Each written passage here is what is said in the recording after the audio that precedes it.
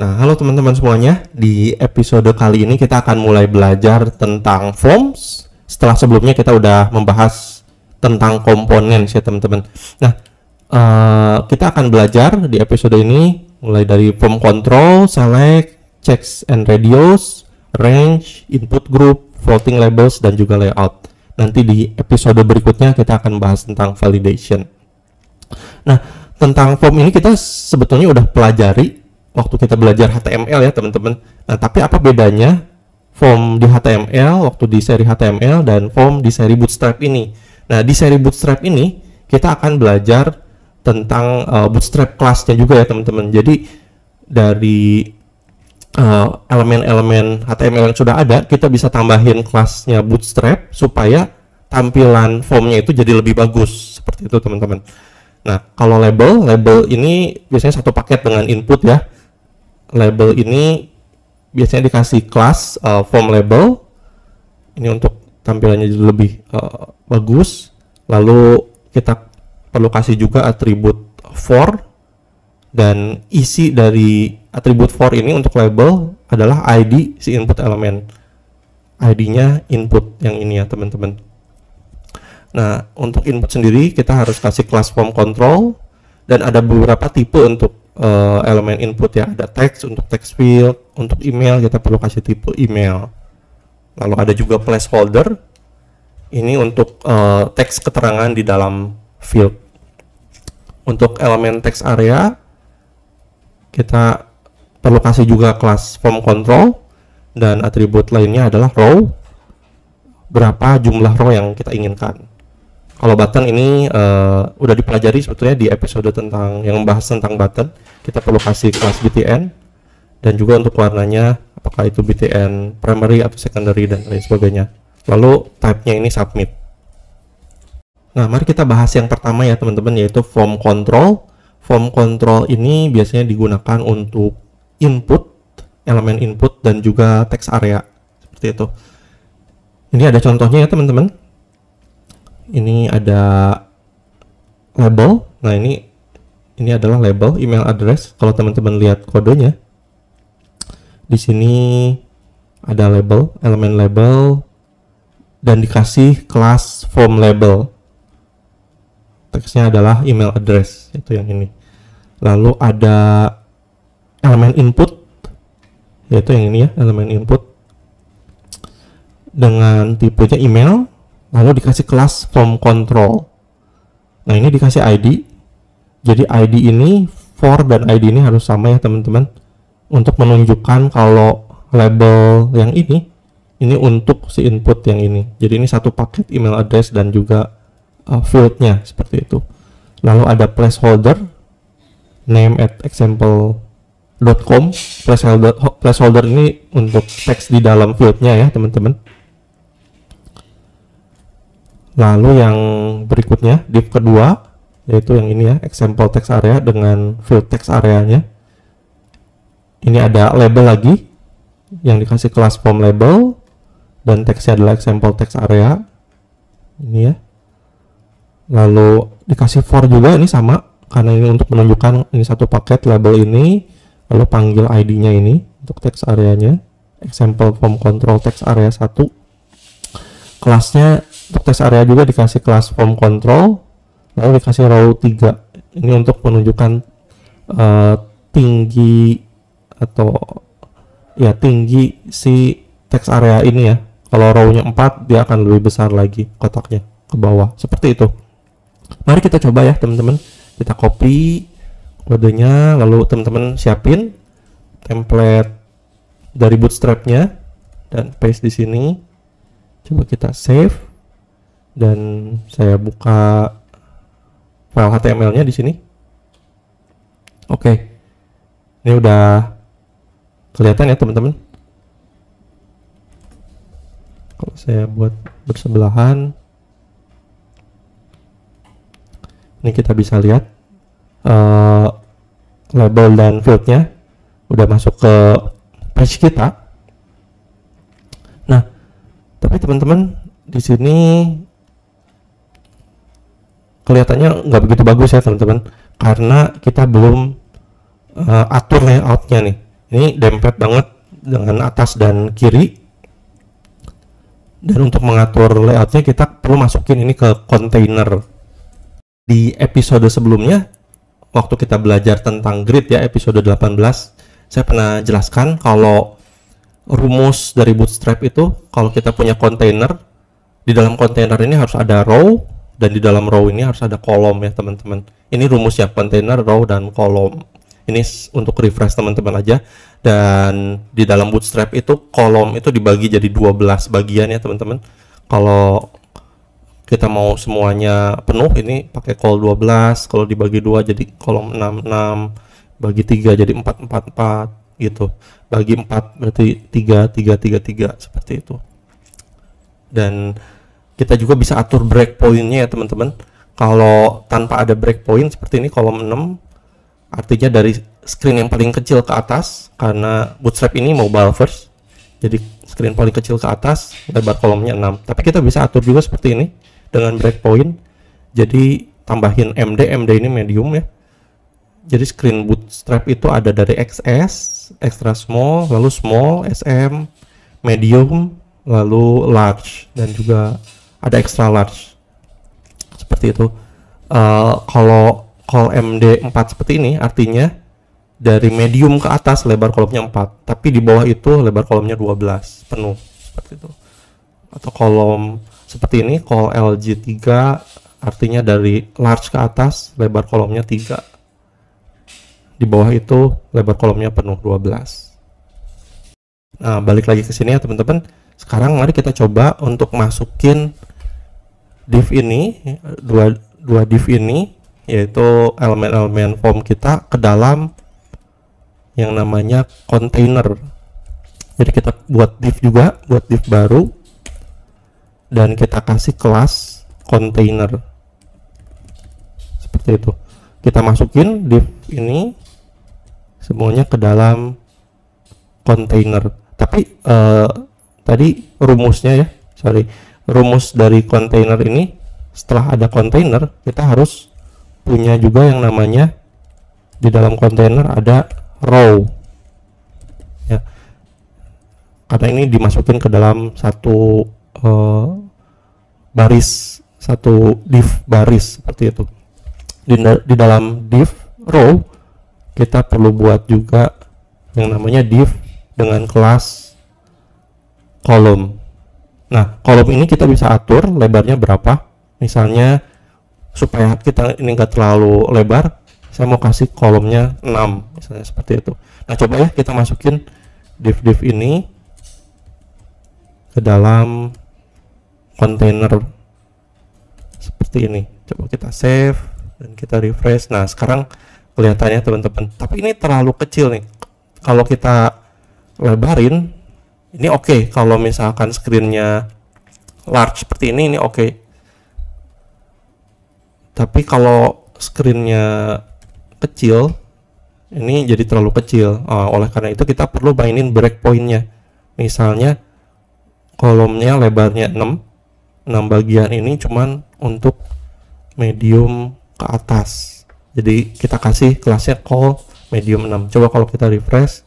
Nah, ini screen medium ya teman-teman. Jadi kalau selain screen medium ke bawah, dia ngambil 12 bagian.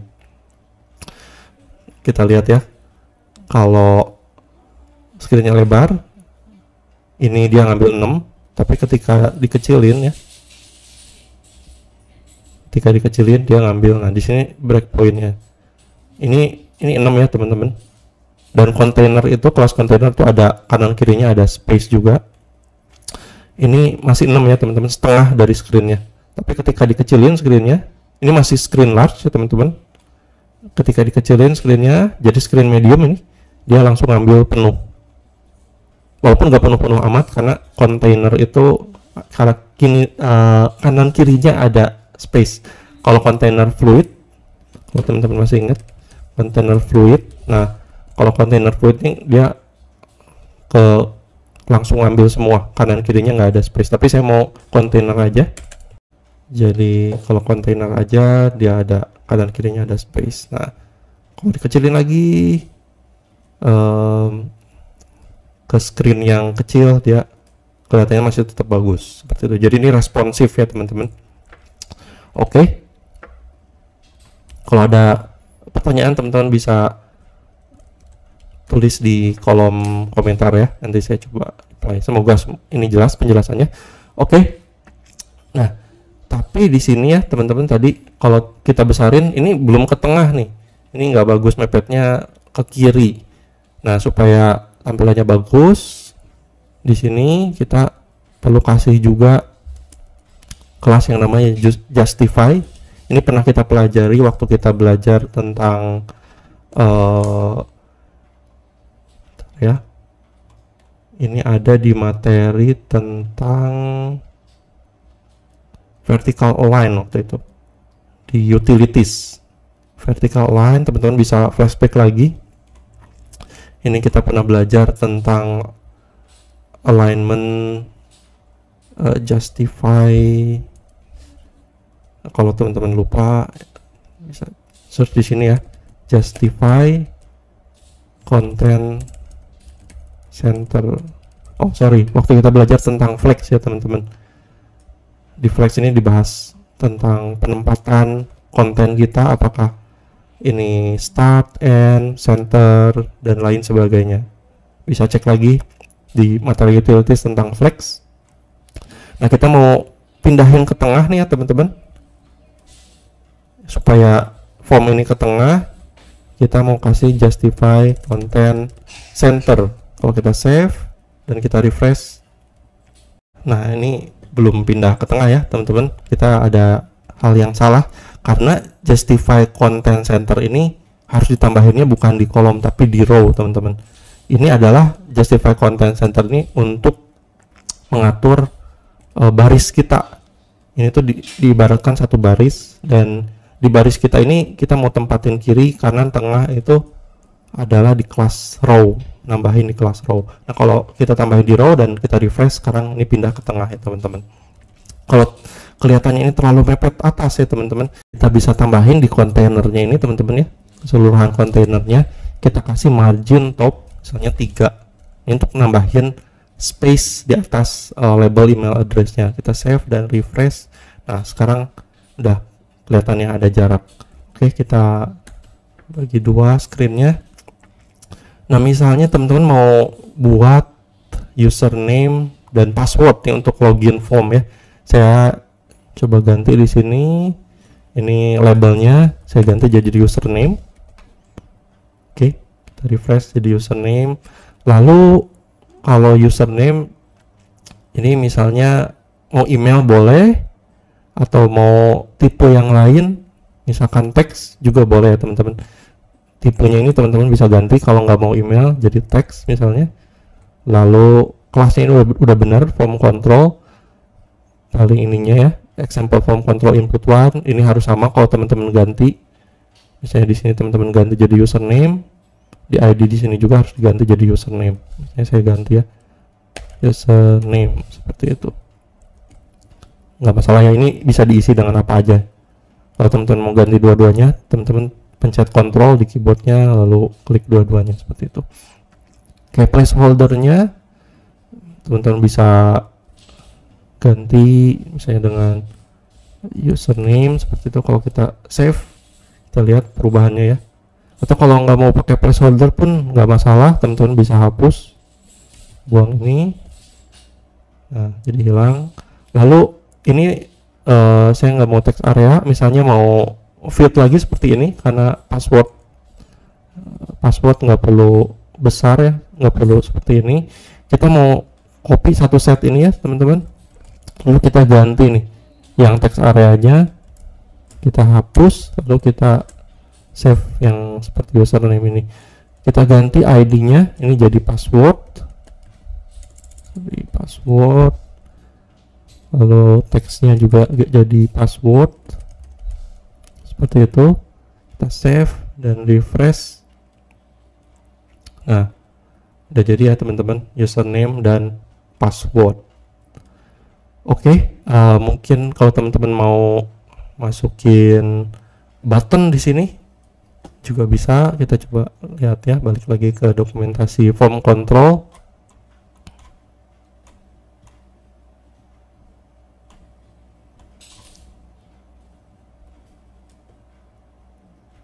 Kita coba cari button, ada button seperti ini ya.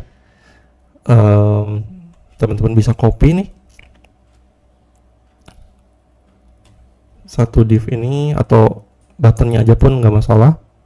Kita copy ini button untuk ini ya teman-teman. Kita paste di sini. Oke, kita save dulu dan refresh. Nah, ada buttonnya ya. Kalau ini kelihatannya agak terlalu mepet nih, kita bisa kita tambahin nih. Jadi margin bottom ini untuk ngatur jarak dengan di bawahnya.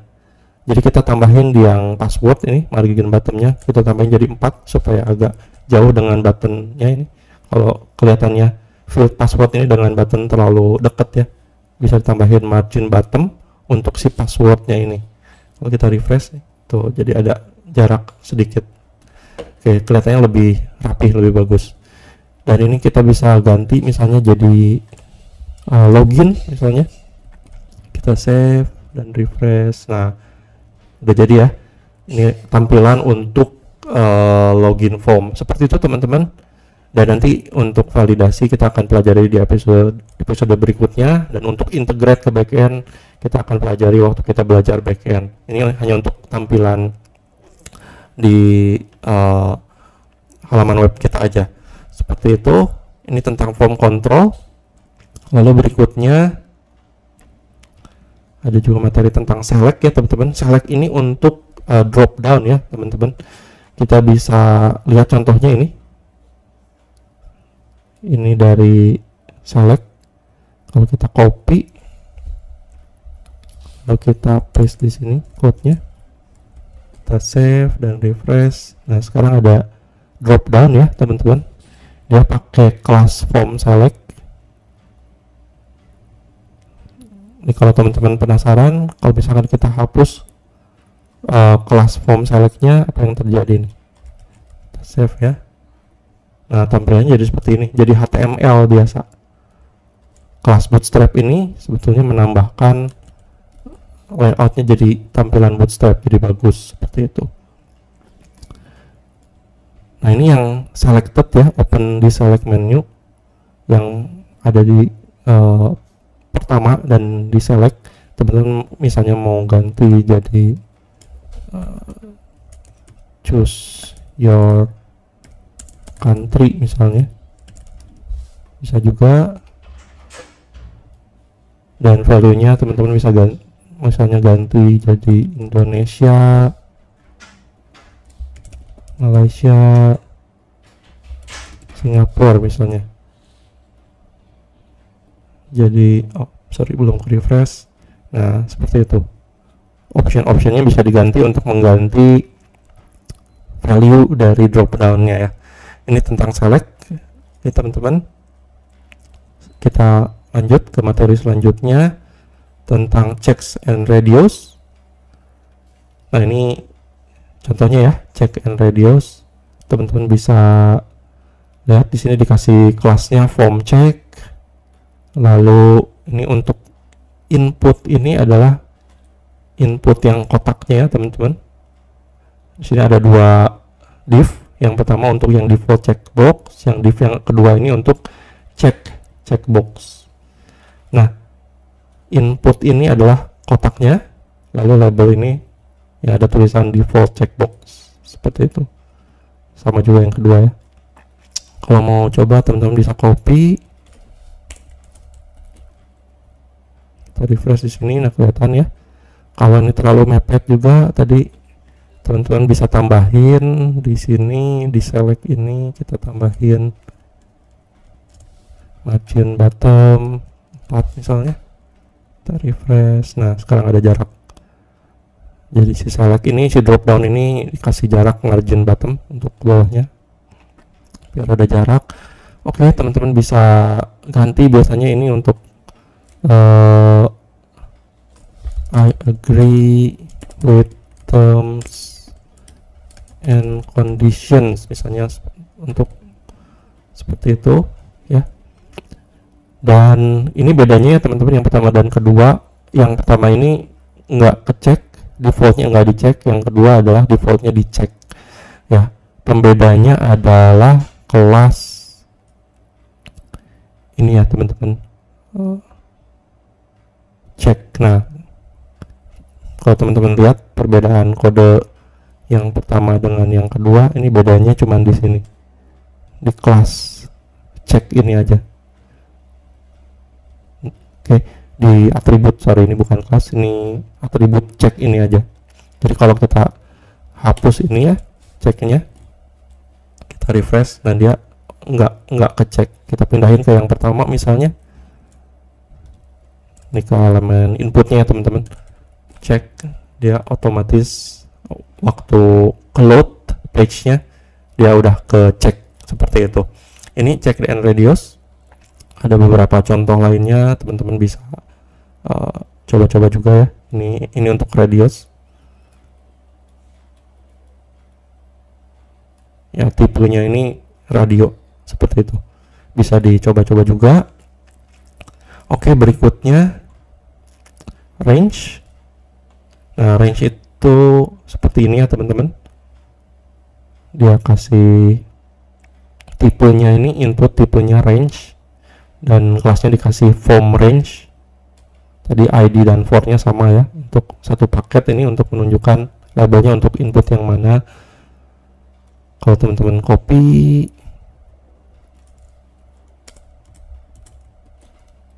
dan refresh, nah ini mungkin bisa dipakai untuk kuesioner seperti itu, berapa tingkat kepuasannya dan lain sebagainya, bisa dicoba-coba juga. Dan ada juga dengan nilai min maksimumnya ya teman-teman. Nih, jadi kalau yang sebelumnya tadi smooth, kalau ini kayak ada nilainya 1, 2, 3, 4, 5 seperti itu. Ada min max-nya, ada range input min max-nya seperti itu.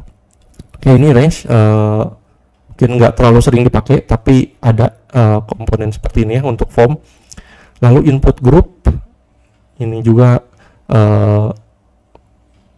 mungkin jarang dipakai, tapi ada yang seperti ini ya. Kalau misalnya kita mau kayak hardcode emailnya misalnya, atau tambahin teks di depannya, atau untuk URL jadi depannya selalu sama, bisa dimasukin yang belakangnya aja seperti itu. Teman-teman bisa lihat dan gunakan contoh code-nya di sini. Oke, ini untuk input group. Jadi input group ini udah menambahkan teks ya di field-nya. Ada predefined teks untuk field-nya itu. Ini untuk form, untuk input group. Lalu floating label. Floating label ini seperti ini ya teman-teman. Jadi ketika kita mau ngisi, mirip placeholder, tapi kalau placeholder ketika kita klik itu hilang. Kalau floating label ketika kita klik fieldnya masih ada di sini ya teman-teman. Jadi mirip placeholder, tapi ini placeholder yang terus dimunculkan, ditampilkan di fieldnya ketika fieldnya diklik. Itu floating labels. Oke, dan berikutnya layout. Ini untuk mengatur layoutnya teman-teman. Misalnya seperti ini. Kalau kita mau buat fieldnya bersebelahan seperti ini, kita bisa atur-atur dari layoutnya. Atau ada juga di bawah yang seperti ini ya teman-teman. Jadi labelnya di kiri, fieldnya di kanan. Kalau tadi kita atas bawah ya.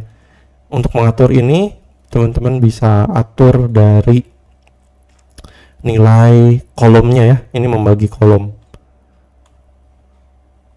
Jadi contohnya seperti ini ya, yang email labelnya ini dikasih nilainya 2, dan fieldnya ini dikasih nilai kolomnya 10 seperti itu. Karena tadi udah kita bahas ya, kalau screen di Bootstrap itu dibagi jadi 12, jumlahnya harus 12. Teman-teman bisa atur-atur dari kelas kolomnya untuk membagi screennya dan mengatur layoutnya seperti ini. Ya, itu teman-teman pembahasan tentang forms, dan di episode berikutnya nanti kita akan bahas tentang validation.